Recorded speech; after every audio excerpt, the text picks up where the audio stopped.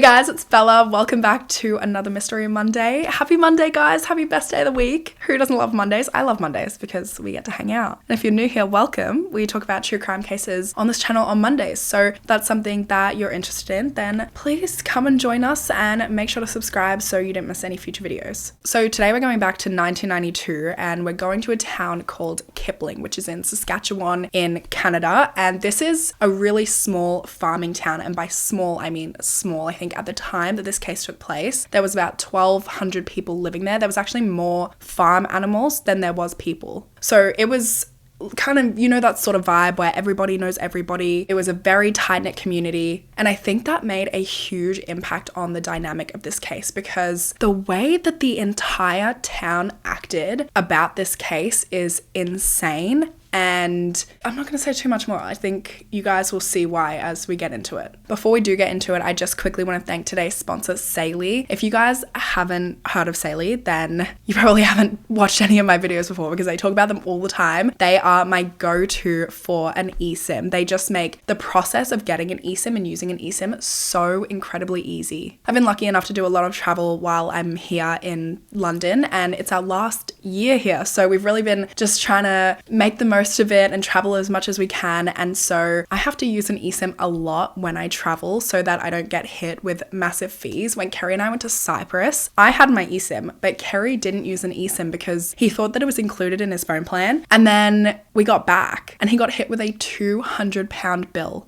My Saley eSIM cost me $7. So I saved so much money just by being prepared, having my eSIM. It really is a lifesaver. It saves so much money. It saves so much time because all you have to do is you go into the app, you select the country, you select the plan you want, and that's it. It is that easy. It takes maybe 30 seconds max. Saley has data plans in over 200 countries and regions, and they're both iOS and Android compatible. And if you happen to get a data plan and you find out that for whatever reason your phone is not compatible with an eSIM, then they will give you a full refund. If you download the app and use code BellaFiore at checkout, you can also get a 15% discount on your first purchase of a Saley eSIM data plan. I will leave all of the information for that in the description box down below, and let's go ahead and get into today's case. On Halloween evening of 1992, so the 31st of October, a 23-year-old single mother named Candace was working at a gas station. She had given birth to her daughter just 9 months earlier, so she was a new mum, she was a single mum, and she was going through this really exhausting period of time in her life, just really trying to provide for both of them. So while she's working, her boyfriend comes and visits her, and he just wanted to come and see her, keep her company, but while he was there, they end up getting into this massive fight because Candace allegedly have found out that he had been lying about seeing other women. So they got into this huge fight, of course, and I think they had a very tumultuous relationship. I think it was a new relationship. I don't think he was the father of her daughter. So they had it wasn't that uncommon for them to have these arguments. They have this massive fight and he ends up getting in his car, leaving the gas station, and as he speeds away, Candace kicks the side of his vehicle. So it was a bad fight.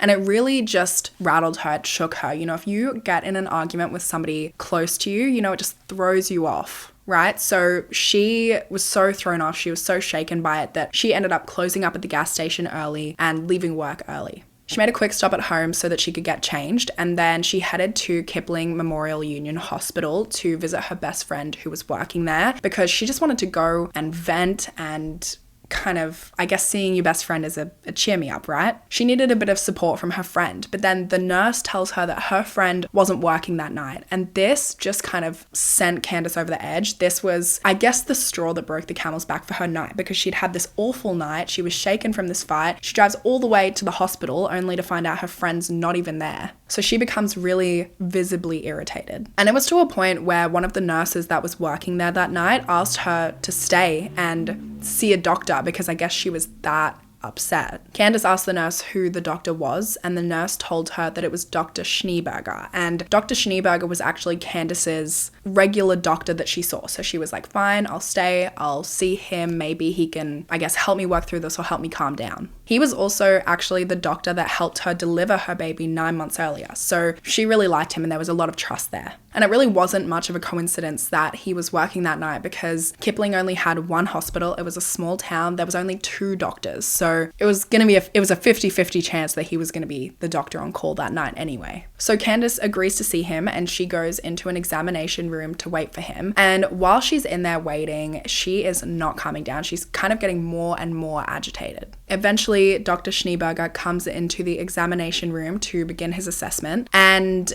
he asks Candace what's wrong and she explains to him that her and her boyfriend had this massive fight and that she felt like she could kill him. She obviously didn't mean this literally. She was just exaggerating because she was so angered by this argument that they'd had. So Dr. Schneeberger is talking to her. He's trying to calm her down, but she's really not calming down. And so he offers to give her something to help her calm down, which she accepts. She was expecting him to give her some kind of calming tablet or something, but he leaves the room and he comes back and he actually has a needle and he actually inserted it into her arm and administered the drug that way. Candace started to feel the effects from this almost immediately, and so Dr. Schneeberger takes her over to an examination table to lay her down and he rolls her onto her side so that she's facing the wall. It wasn't long before she lost the ability to speak, she lost the ability to move, she tried to scream at one point because what a helpless feeling, and she just couldn't even make any noise. So her eyes were wide open, but she was essentially paralyzed. She remembers everything that happened after this, but her recollection is of course a little bit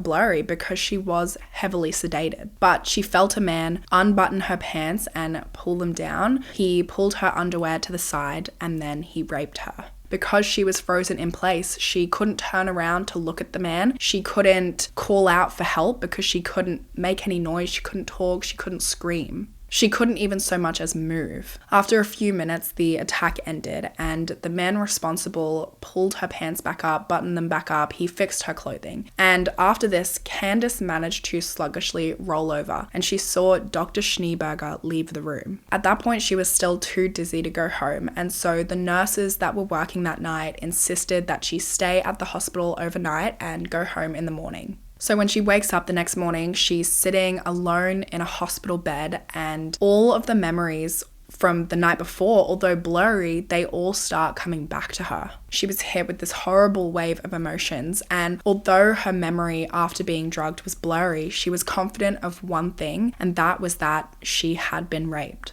Dr. Schneeberger did come and check on her that morning and she asked him about the drug that he had administered her the night before. And his response to this was to say, "Why? Did it give you some wild dreams?" She was certain that this man had assaulted her the night before, and from this response, she just knew that he was going to do everything that he could to deny it and cover up what he had done. Before leaving the hospital, Candace also noticed a stain on her underwear that appeared to be semen. And so in an attempt to preserve any evidence from what had happened to her the night before, she placed the underwear in a plastic bag that she found in one of the drawers in the room. Then when she left the hospital, she didn't tell any of the nurses what had happened because she didn't feel like she could trust anybody there. Candace did speak with her parents briefly, and they could just tell from the look on her face that something awful had happened, and they were extremely supportive of her and they just wanted to do anything that they could to help her and support her through this. When she got home, she just fully broke down because she was going through all these emotions of,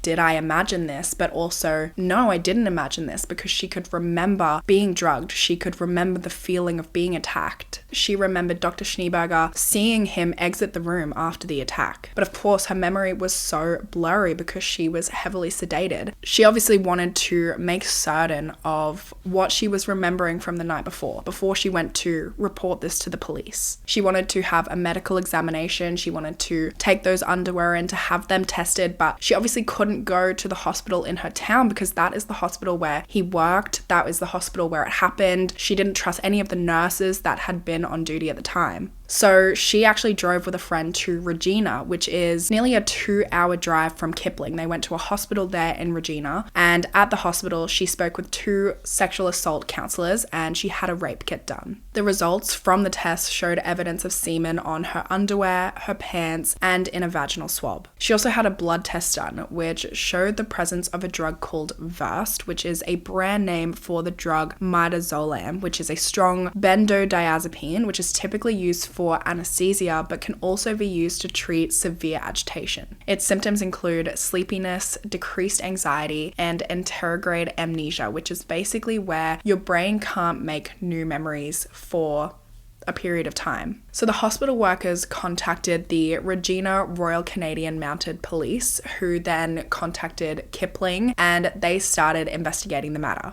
Their first point of call was to go to Kipling Memorial Union Hospital and question some people there. So they go there and they question some of the nurses that had been working at the time of the alleged rape. And these nurses said that they had been going in and out of the room that the rape allegedly happened in, and they didn't see or hear anything unusual going on. Basically, the takeaway from talking to the nurses that were on duty is that whoever had raped Candace had somehow managed to do it under the nose of these nurses that had been on duty that could have come into the room at any time. And they were pretty much the only people that had been in the hospital at the time. There was also another man who had been at the hospital, but his wife was giving birth. So he had been in the delivery room the entire time, and so obviously hadn't seen anything or heard anything, but there was nobody else at the hospital besides these nurses. Of course, the police reached out to Dr. Schneeberger as well, and he was adamant that nothing had happened the night before, and he explained that Candace had come in that night, she was extremely agitated, and he gave her a sedative to help her calm down. And he did mention that the drug that he gave her, the sedative that he gave her, there was a chance that it could have given her hallucinations. The police did still request that he provide them with a DNA sample, which he agreed, and he provided them with a blood sample, provided a technician with a blood sample, which was sent off for testing. Now, word quickly spread about Candace accusing Dr. Schneeberger of rape, and it's a small town. Everybody was talking about it very, very quickly. And Dr. Schneeberger had a fantastic reputation around town. He was a really well-respected guy in the community, being one of the only 2 doctors in Kipling. People really trusted him, and he was responsible for looking after them, and he was good at his job as well. Candace, she didn't have a bad reputation. She was known as a bit of a party girl, but around town, he was obviously much more well-known, and he was well-known in a good way. And so the rumors that started around town were basically that Candace was romantically interested in him, or she was trying to get money out of him, that she was trying to destroy his marriage because he was married and had children. There were just all of these wild accusations, and pretty much all of them, besides Candace's family and friends, were siding with Dr. Schneeberger. What they saw is, and what they were saying around town is, they see this single mother who is trying to provide for her child, and they're seeing this doctor who's really well respected. He's successful and he's charming. It actually seems like he had the entire town wrapped around his finger. Like, this is what I mean when I say the way this whole town acted is crazy, because the whole town they were wrapped around his finger, and they just immediately supported him and thought Candace was just making everything up and she was crazy. So John Schneeberger was born in 1961 in Lusaka, Zambia. After achieving his medical degree in South Africa, he moved to Canada in 1987, which is where he began his career as a doctor in a small town called Oxbow. At this point, he was 26 years old, and in the fall of that year, he met a woman named Lisa who had begun working as a receptionist at the medical clinic where he was working as a physician. She was actually married at the time to a man named Rich, but because John was new in town, she just wanted to be polite, and so she started inviting him to dinners at her house with her and her husband. They got increasingly closer and closer and closer. Meanwhile, Lisa and her husband were just drifting further apart until eventually Lisa left him for John. And John was, he must have been so charming, because everybody that would come into the clinic just immediately loved him. He was by all accounts a really charming guy and a handsome guy, which, I don't know whose account this is that he's a handsome guy, because... but to each their own. Maybe it was like a personality thing, you know, when someone's like a nice person, you think they're hot. But people around town started referring to him as Dr. John. Everybody just loved this guy. They said he was this really inviting, warm, friendly guy. In 1988, John and Lisa moved to Kipling, which is where he got his job at the Kipling Union Memorial Hospital. They moved there with Lisa's 2 children. So she had 2 children from before she met John. And John was a really loving stepfather. He got along with the kids super well and pretty much raised them as his own. And as they all started settling into Kipling, again, he got a reputation similar to the reputation he had in Oxbow. He was this, you know, one of 2 town doctors. He was really well liked. He was charming, inviting. Just everyone in town loved this guy. He was really somebody that you could trust. Lisa and John's relationship also seemed perfect. It seemed like they were just madly in love and they lived an enviable life, right? They were in this happy relationship. He was successful. They were a great couple. Lisa felt like she had met her soulmate and she couldn't wait to spend the rest of her life with John. They got married in 1991 and they went on to have 2 children of their own as well in 1995 and 1996. So yeah, he had a great reputation. He was well respected. He was a family guy. And that was really hard for Candace because nobody believed her about what had happened, about what he had done to her. Obviously, she still had her friends and family that supported her, but people in the town were really cruel to her. And part of their explanation or their, I guess, reasoning to themselves is the fact that she didn't report it to anyone or any of the nurses, anyone on duty at the hospital the night that it allegedly happened, which she was sedated. She was probably still in shock when she, you know, came out of the sedation. And like I said earlier, she didn't trust any of the nurses that were on duty that night. But the people in the town didn't see it that way and they didn't, I guess, think of any of those kind of explanations as to why she might not have reported it. And also, people don't report things like this happening to them because they're scared. You know, he's got a great reputation because there's a plethora of reasons. There was also a community fundraising event that had been organized by Dr. Schneeberger where Candace allegedly punched her boyfriend at this event. So I don't know, I guess people just didn't trust her at the time, but they trusted him. So nobody believed her and they were awful to her. And then 6 months later, the DNA test that John Schneeberger or Dr. Schneeberger had submitted, they finally came back and he was not a match to the semen and the DNA that was found in the rape kit. Candace was so shocked by these results, she actually couldn't believe it because although she had been drugged, she so vividly remembered being drugged by him. He administered the drug, then she was attacked, and then she saw him leave the room after the attack. She told the police that there must be some mistake, that he must have switched the vials or something, but the police assured her that this wasn't possible because the sample had been gathered by a technician and also the whole process was supervised. Candace, though, insisted that there was something. He must have done something, and she insisted that they keep investigating, that they get another DNA sample from him. So eventually, after, she relentlessly insisted that there was an error with their test, they did ask Dr. Schneeberger for another DNA sample. Again, this is a voluntary thing that I guess at this point he has to agree to it. And so he did agree, but he wasn't as forthcoming this time because he says, I've already done this once. My DNA wasn't a match. And he believed that this should be enough to prove his innocence. But in August of 1993, he did agree to give another DNA sample. And this time the DNA sample was taken at the police office. Officers watched over the whole thing. They supervised, they watched the nurse insert the needle into his arm and draw the blood.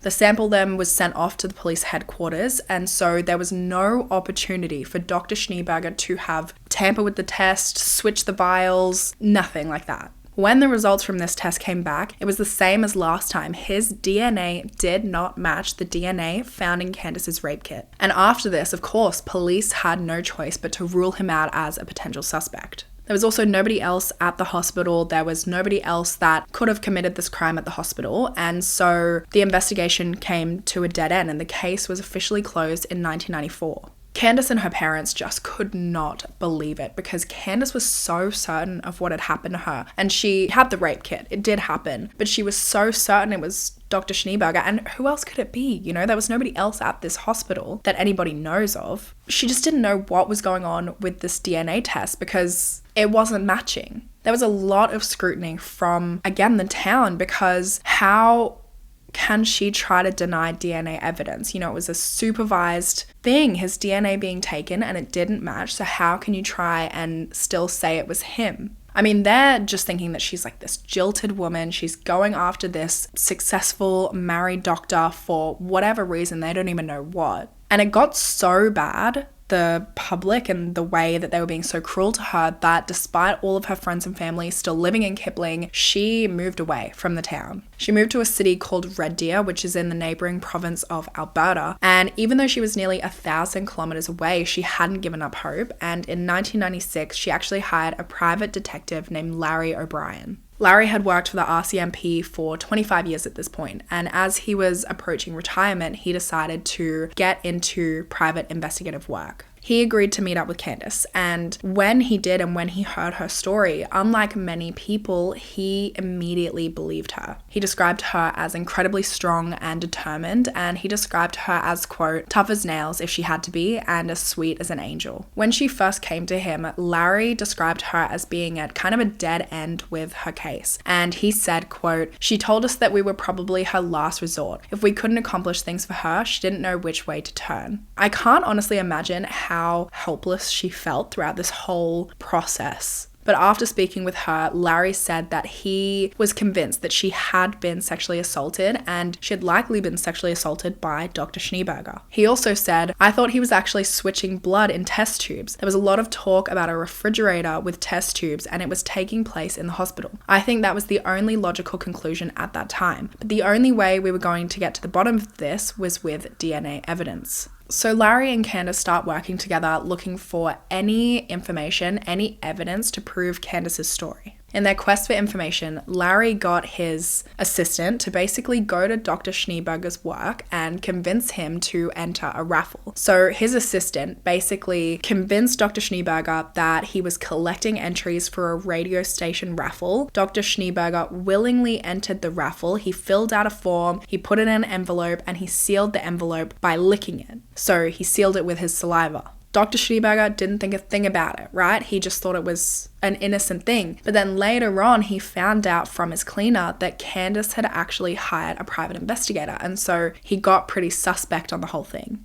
I guess, maybe he put two and two together, realized about this envelope, this raffle, and his wife later recalls that he started sealing envelopes with water. Very not suspicious at all, if you ask me. But allegedly, he told his wife that, you can never be too careful when people are trying to accuse him of things. The Schneebergs were actually really pissed off once they found out that Candace had hired a private investigator. They felt like Candace was harassing them, and they actually sent a letter to her parents saying that they weren't welcome at the hospital anymore. The only hospital in town, and he's saying you can't come in, you're not welcome. I'm sure they weren't lining up to go and visit Dr. Schneeberger as their doctor, but as a doctor, you have a duty of care. You can't just deny someone care and say you can't come to the hospital anymore. It's crazy. The saliva sample that the private investigator and his assistant did get from the envelope, though, the original envelope, they couldn't even use it because it had somehow been contaminated. But they were determined. So Larry goes and he actually ends up finding Dr. Schneeberger's car in the parking lot of the hospital, and it happens to be unlocked. So he just lets himself in. He has a little look around. He manages to retrieve some hairs from the headrest, which unfortunately also couldn't be used because they didn't have the root in them. And this is in the 90s, right? So they weren't able to retrieve DNA from hair that didn't have the root attached. I don't know if it's still the same now, but DNA was quite new back then, so they couldn't use it. When he finds out that the hair can't be used, he goes back to Dr. Schneeberger's car a second time, and once again, it's unlocked. So he lets himself in, goes for a little dig, and he finds some lip balm that is in the ashtray of his car. They were actually able to pull saliva and skin cells off this lip balm, which they sent off for comparison against the DNA from Candace's rape kit. The results come back 2 weeks later, and they are a perfect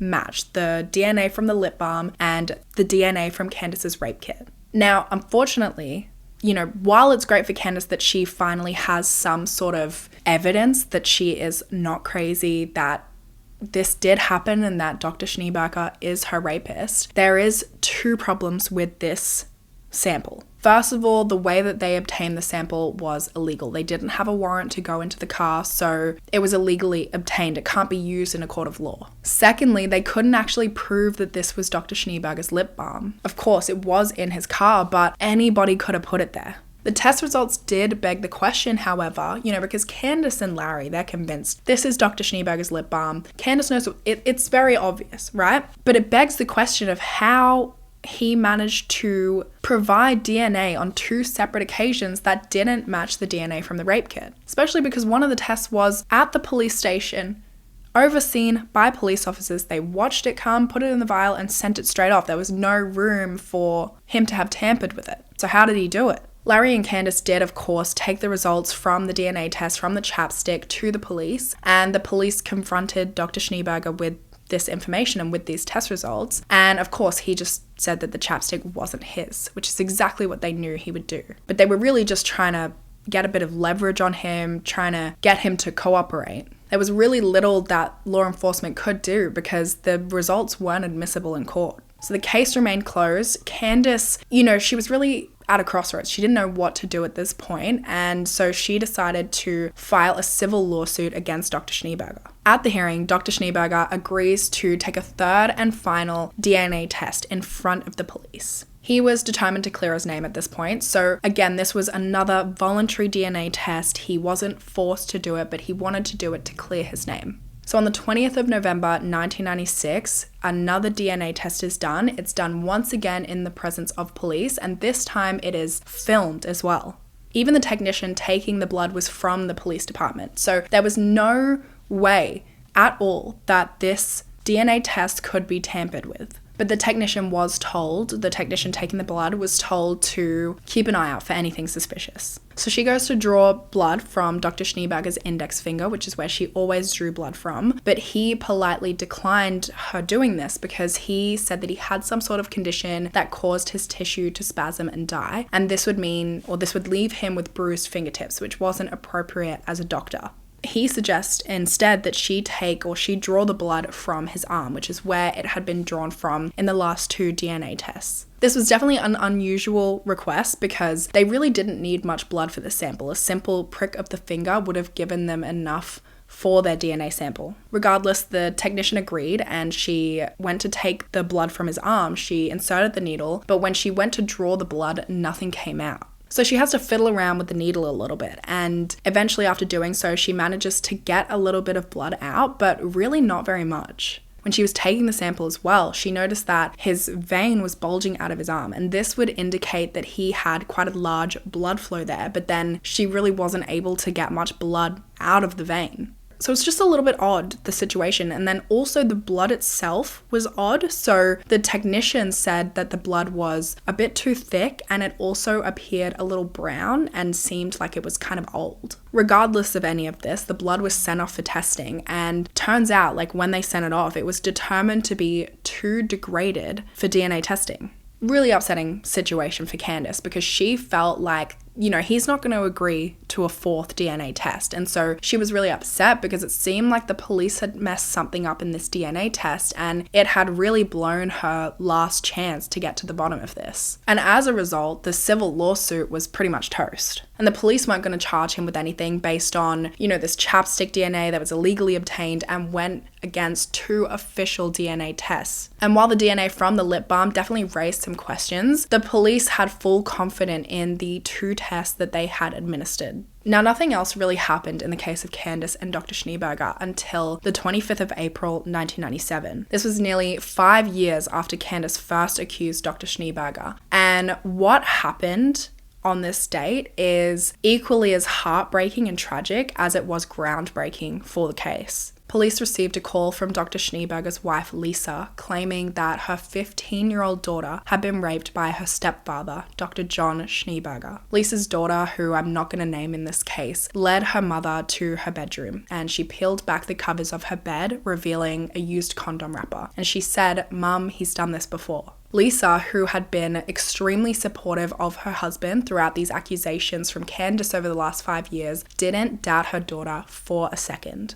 The sexual abuse had been going on for years at this point, allegedly since she was 13 years old. And although her memories were blurry, she was sure that her stepfather had been sexually assaulting her. Sometimes he would do it at his work under the guise of it being a doctor's appointment, and other times he would do it at their home. He would go into her room late at night and he would administer her a sedative through an injection. He would inject the sedative into her arm or into her, just like he did with Candace. On the 24th of April, so the night before Lisa reported the rape to police, apparently her daughter had had trouble sleeping, and so Dr. Schneeberger went into her room and injected her with a sedative. The next morning, when she woke up, her memory was blurry, but when she saw the used condom, she knew that it had happened again. In the wake of this discovery, Lisa realized that John's behavior over the last few years may not have been as innocent as it seemed. Whenever the kids were sick or having trouble sleeping, he would always administer them their medicine through an injection rather than a tablet.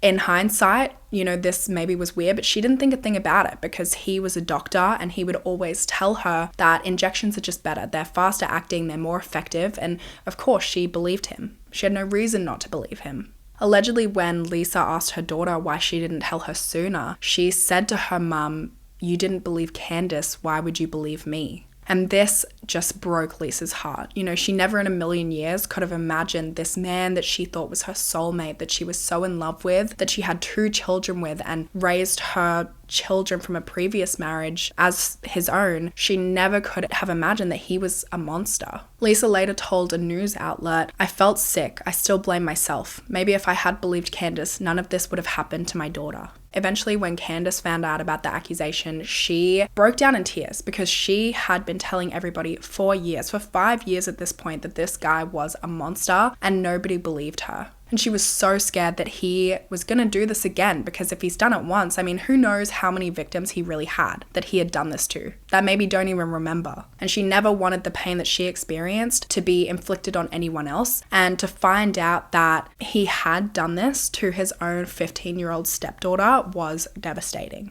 After the discovery, Lisa packed up some stuff and she got the kids out of the house. And she also confronted Dr. Schneeberger when he was driving home from a work conference. He, of course, denied everything. And when he got home, he was slurring his words as if he had taken some sort of drug or something. He slept on the couch that night, and when he woke up in the morning, Lisa didn't get any sleep. When he woke up in the morning, Lisa kicked him out. While he was gone, she went and searched through his home office, and she found this box that had drugs, vials, needles, and condoms inside. One of these drugs was Versed, which, if you remember, is the drug that was found in Candace's system following the night in the hospital where she was raped. After discovering this box, this is actually when Lisa called the RCMP to report her husband. They wasted no time in obtaining a warrant. They arrested him, and they also took the box that Lisa found in his office into evidence. After they took Dr. Schneeberger into custody as well, they were able to pretty much take as much DNA evidence from him as they wanted, because this was no longer a voluntary thing. So they took saliva, they took 25 hairs from him, and they also took blood, but this time they took it from his index finger and not from his arm. They compared all of this DNA to the DNA found in Candace's rape kit, and sure enough, it was a perfect match. The results of this test actually brought up so many questions because they just couldn't figure out how he managed to fool the previous test. The last one was administered at the police station in front of the police. They just couldn't figure out how he managed to fool them right in front of their very eyes, considering there was no room for these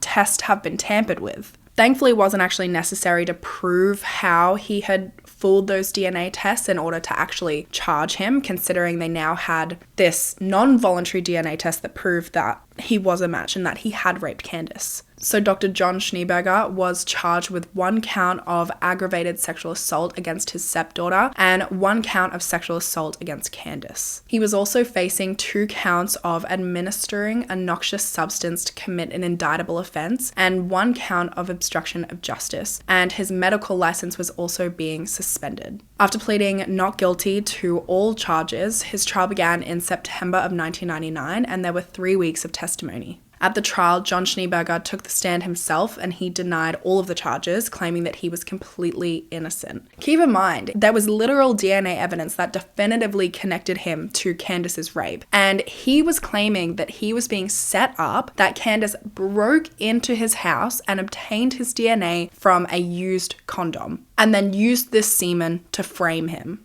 Now, the major thing that came up in this trial, obviously, is how he managed to fool those DNA tests that said that he wasn't a match to the rape kit initially. So during the trial, he actually admitted that he had gotten a Penrose drain, a 15 centimeter Penrose drain, and he had inserted that into his arm. And the Penrose drain was filled with another man's blood. And a Penrose drain is basically just a tube, and it's used as a surgical drain to prevent fluid backup during surgery. So this man had essentially put a fake vein into his arm with somebody else's blood inside it. So whenever they drew blood from him, they were taking somebody else's blood. And that's why he was so against them taking blood from his finger and came up with this excuse of his tissue like bruises easily or whatever. The blood that he used was actually from one of his patients in 1992, and he had taken blood from this guy under the guise of treating him. He took more blood than he needed so that he could store it and I guess use it for these DNA tests over the years. And this is the reason that the blood in the 1996 DNA test that he took that was filmed at the police station, the technician was also, a police technician. That is why that blood from that test was so degraded they couldn't actually test it, and why it looked old and it was thick and it was like kind of brown, because he'd been storing it in a fridge for the last 4 years and he really didn't have much of this guy's blood left. And that's why they weren't able to even get much blood when they drew blood from him. At one point during the test that was filmed, you can actually see for like a split second the fake vein protruding from his arm. And it is so crazy that nobody noticed that he had this fake vein in his arm, especially these, DNA technicians who are obviously looking at his arm in a close enough way because they're drawing blood from it and they're putting a needle into it. The last technician, she did notice that it looked like it was protruding, but she just thought it was because there was a lot of blood flow in it. It obviously looked quite realistic. Or maybe the idea of somebody using a fake vein was just so far-fetched that it didn't cross anybody's mind that he might be doing that, because that is insane. Like, even when police started to think that he was suspicious after getting the chapstick results, and then, the last test was administered after they already had these chapstick results. So police were already kind of a bit suspicious on him, but they still never thought that he would be using a fake vein in his arm. Anyway, despite admitting that he had used a fake vein to trick the DNA test, he claimed that the only reason that he did this was because the only way I could distance myself from the complaint was to provide a false blood sample. Candace also gave evidence at the trial. I was a bulldog on the stand. I kicked his lawyer's ass. And he's supposed to be the best lawyer in southern Saskatchewan, best defense lawyer. Well, I showed him who was boss. And the court also heard from Lisa and her stepdaughter, who Dr. Schneeberger was also accused of sexually assaulting. By the end of the trial, Judge Ellen Gunn found John Schneeberger guilty of sexually assaulting Candace, drugging her, and obstructing justice. He was also found guilty of sexually assaulting his stepdaughter, but he was acquitted of her aggravated sexual assault and her drugging. The claim that he had been set up by Candace was dismissed and described as inventive, fanciful, and imaginative. Despite the severity of his crimes and the likelihood that he has committed more similar crimes, he was only sentenced to 6 years in prison, which is insane. This was partly because of the fact that his stepdaughter couldn't actually remember the assaults because she was drugged, and so he couldn't actually be charged with her aggravated assault, only with giving her a sedative. But even so, 6 years for injecting her with a sedative, and for raping Candace, obstructing justice, and injecting her with a sedative, all 4 of these charges, and he only gets 6 years, is so crazy to me. After the sentencing, Candace, who was now 30, said, "This is a glorious day that I've waited for 7 years. I hope he rots, because that's what he deserves for all the hurt he caused." She was obviously relieved that he faced any time at all, because she had been fighting for justice for so long that anything would have been a win. But by the time he had been sentenced, she had been fighting for longer than his sentence period. But following his sentence, his medical license was revoked. And also, while he was serving his sentence, people in Kipling still believed he was innocent. This is what I meant at the start of the video when I said the way this town reacted to this case is just it's like unbelievable. Even after his own wife had turned against him and it came out that he had sexually assaulted his own stepdaughter, people still defended this guy. He was a convicted rapist, and people in this town were still like, no, Dr. John would never. Not Dr. John. I don't even have my words. I don't know if this whole town had a case of folie à deux or folie 1200 or what, but some people even speculated that Lisa put her own daughter up to accusing him, which, I don't know, like common sense, even if they think that she did that, why would she do that, For 5 years, she defended him through the Candace allegations. So why would she randomly turn around and do that and include her daughter in it, her 15-year-old daughter? Lisa responded to these accusations in an interview with a newspaper, and she said, "What would I have to gain from setting my daughter up to it? I had a husband I adored and a beautiful family. Why would I trade that in for the nightmare I'm living now? The only doubt I have in my mind is what part of our marriage was real." John and Lisa did eventually get divorced, but not before they had to go through this huge legal battle about custody over their children. So they had 2 children together. For some reason, despite the fact that he was a convicted sex offender, he was given or granted visitation rights to have his 5 and 6-year-old daughters come and visit him in prison. Lisa, for obvious reasons, didn't want to subject her daughters to this. And it's also weird that this even happened because there was no question of even granting these visitation rights to him. There was no, should we or shouldn't we? It was just immediately he was given visitation rights. Normally, if you're a felon, there is a consideration there. But there wasn't even a consideration. It was an immediate yes, he gets to have visitation with them. Lisa went to court over this, and she was ordered to bring the girls to visit him in prison. She refused, and so she was fined $2,000. Lisa appealed that decision, and the judge basically said, too bad, so sad, he's got a right to see his kids. So Lisa did end up taking the girls to visit him in prison because she really had no choice at that point. And when she got to the prison, there was over 100 protesters there who showed up to support her. As she approached the visitation room with her girls, both of her daughters started hysterically crying and grabbing onto her legs. And the social worker who saw all of this happen just knew that this wasn't in anybody's best interest. And so they made the decision to cancel the visitation. And so they didn't have to go and see their dad. After this, John also agreed to waive his visitation rights with his daughters. And he also agreed to waive his parental rights. In June of 2001, John became eligible for parole. However, he would be denied twice before eventually being released in 2003 after serving the mandatory 2/3 of his 6-year sentence. After his release, he also moved to Regina, which is where Candace was now living. Which, I don't know about you, but that seems calculated. Because he had lost his job, he also had to find work in another field, and he ended up getting a job with a demolition company and also as a carpenter. After his release, though, there was this big campaign to have him deported, and it was actually successful. And so John Schneeberger was deported to South Africa in 2004, where he went to live with his mother. He'd only been granted citizenship in Canada in 1993, the year after the alleged rape of Candace, but as it turns out, he'd lied on his citizen application because he had conveniently left out the fact that he was the subject of a police investigation. So this was the reason they were able to strip him of his Canadian citizenship, and he was deported back to South Africa, where he was appropriately given the name Dr. Rape. Less than 3 weeks after his deportation, he actually applied with the South Africa Board of Doctors, which is crazy work from Dr. Rape. He eventually withdrew his application right before they were due to process it. I don't know if this was because he knew that it wasn't getting approved or whatever, but thank God. This guy should never be let near another person, let alone have a medical license. He reportedly went on to work in the catering industry, but honestly, since his deportation, not much has come out about him. And I really don't think he should be working in the catering industry. If he has a history of drugging, I don't know, that doesn't seem like a good fit. Candace went on to file civil suits against John Schneeberger and also the Union Memorial Hospital, and I read that she was awarded $75,000 from Schneeberger, but I couldn't find if she actually received any of that money or not. She has since gone on to work as a continuing care assistant for an addiction services facility in Saskatchewan, and she also co-wrote a script for a film called I Accuse, which has now been released. But that's it. That's all I have for you guys today. That's all for this case. I would love to know your thoughts on this one because it is so unique. I've never heard anything like inserting a fake vein into your arm. I cannot imagine, first of all, the helplessness from Candace for all of those years that he was using this fake vein and nobody believed her. She had to leave her friends and her family and move out of her hometown because of this guy. I mean, probably for the best that she had to leave that town because they sound like a bunch of nutters there. I mean, that's crazy that even after he was convicted and went to prison, they still didn't believe her. Some of them still didn't believe her, which is just